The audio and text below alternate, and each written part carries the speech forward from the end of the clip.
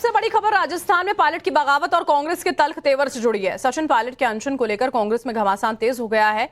Pilot आज एक दिन के अनशन पर बैठेंगे और यह अनशन भ्रष्टाचार पर कार्रवाई में गहलोत सरकार के नाकाम रहने के खिलाफ किया जा रहा है। लेकिन कांग्रेस ने सचिन पायलट के अनशन को पार्टी विरोधी गतिविधि करार दे दिया। कांग्रेस के राजस्थान प्रभारी सुखजिंदर सिंह रंधावा की ओर से भी बयान यहां पर सामने आया है। इस एक दिन के अनशन को लेकर उनकी ओर से यह कहा गया कि पायलट का यह अनशन पार्टी हितों के खिलाफ है।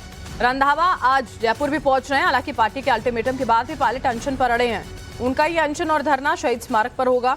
पायलट के धरने में प्रबोध कृष्णन भी शामिल होने जा रहे हैं। एक दिन का यह अनशन सचिन पायलट की ओर से और इसको एंटी पार्टी एक्टिविटी करार यहां पर कांग्रेस के बाकी नेताओं की ओर से दिया जा रहा है। उनका यह कहना है कि सीधा अनशन पर बैठना बिल्कुल भी ठीक नहीं। क्यों नहीं करेंगे? हो सकता है कुछ मजबूरियां रही हूं, लेकिन अब मैं अनशन कर रहा हूं क्योंकि मैं चाहता हूं कि हमारी सरकार इस पर कार्रवाई करे। समय बहुत ही कम रह गया, इसलिए आज मुझे करना पड़ा। नहीं तो मैं तो चिट्ठी, आपको पता है चिट्ठी लिखी मैंने, आज 1 साल से ऊपर हो गया।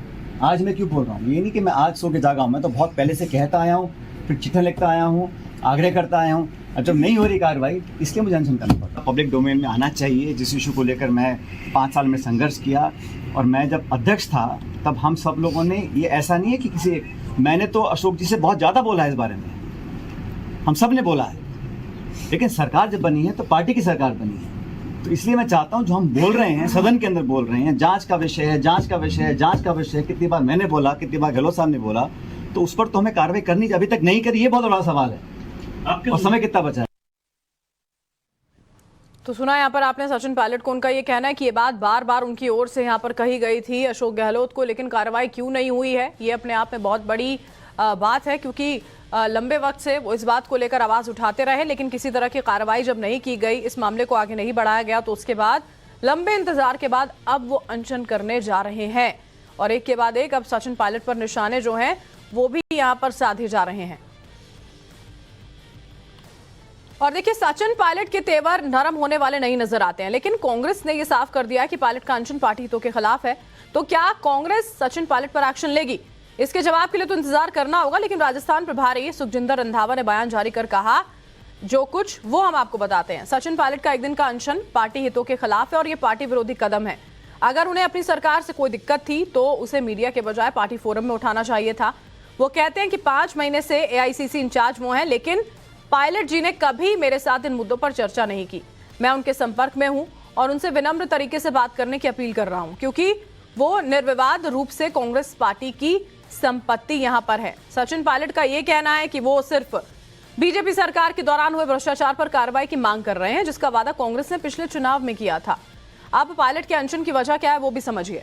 भ्रष्टाचार पर कार्रवाई न होने के खिलाफ अनशन यहां पर सचिन पायलट करने जा रहे हैं। बीजेपी सरकार में हुए भ्रष्टाचार पर मुख्यमंत्री चुप है, ये उनका कहना है। गहलोत ने करप्शन पर किसी तरह की कोई कार्रवाई नहीं की। खनन घोटाला, बजरी घोटाले पर कार्रवाई नहीं की गई और चुनाव में जनता को जवाब यहां पर देना होता है, ये सचिन पायलट की ओर से कहा जा रहा है। और पायलट के अनशन और एक दिन के धरने को लेकर कांग्रेस और बीजेपी में वार पलटवार भी तेज हो रहा है। कांग्रेस प्रवक्ता पवन खेड़ा ने डिफेंसिव अंदाज में कहा कि राजस्थान प्रभारी की कोशिश है कि सचिन पायलट से बात हो जाए, तो बीजेपी ये कह रही है कि ये सब कुर्सी का खेल है। तो ये कहना ठीक नहीं होगा कि जांच नहीं हो रही। जांच हो रही है और किसी को भी अगर शिकायत है तो उन्हें हमारे वहां महासचिव जो हैं, प्रभारी महासचिव, उनके संज्ञान में लाना चाहिए। हमारे प्रभारी महासचिव संपर्क में रहते हैं, निरंतर संपर्क में रहते हैं, हर नेता के संपर्क में रहते हैं राजस्थान के। वो जो चर्चा उन्हें करनी होगी, जो विचार विमर्श उन्हें करना होगा, इनसे भी करेंगे, कर रहे हैं। और विचार विमर्श के पश्चात जो उत्तर उन्हें देने होंगे, इन सवालों के उत्तर वो जरूर देंगे। एक एक बच्चे को पता है कि राजस्थान के अंदर किस तरह से कुर्सी का खेल रचा जा रहा था, सत्ता का खेल रचा जा रहा था। और उस सत्ता के खेल में जिस जनता ने उन्हें सत्ता पे बिठाया, उस जनता को पूरी तरह से उसका तिरस्कार करा जा रहा था। दोनों पक्ष इसके हैं। या तो आप हमेशा चुप बैठे रहो, तो जो हो रहा है होने दो। कल कान पकड़ के पब्लिक आपको बाहर करेगी, पार्टी को ही नुकसान होगा ना, पार्टी ही तो हारेगी। तो एक समय के अंदर प्रजातंत्र के अंदर ये नहीं है कि मुंह नहीं खोलना, बात ही नहीं करना, किस तरीके से करना वो बात अलग है, एक दायरा उसका चुन के करना वो बात अलग है। तो अभी कोई ऐसी लक्ष्मण रेखा उन्होंने पार की है ऐसा मुझे महसूस नहीं हो रहा, और अगर हाईकमांड को ऐसा महसूस होगा तो सचिन जी को आगाह करेंगे जरूर। आपको लगता है पार्टी विरोध गतिविधियां हैं? आपको लगता है पार्टी विरोधी तो गतिविधि नहीं, तो जनहित के पक्ष में है, और वो विरोध तो वसुंधरा राजे का कर रहे हैं। राजस्थान की वर्तमान की कांग्रेस सरकार दो भागों में बंटी हुई नजर आती है।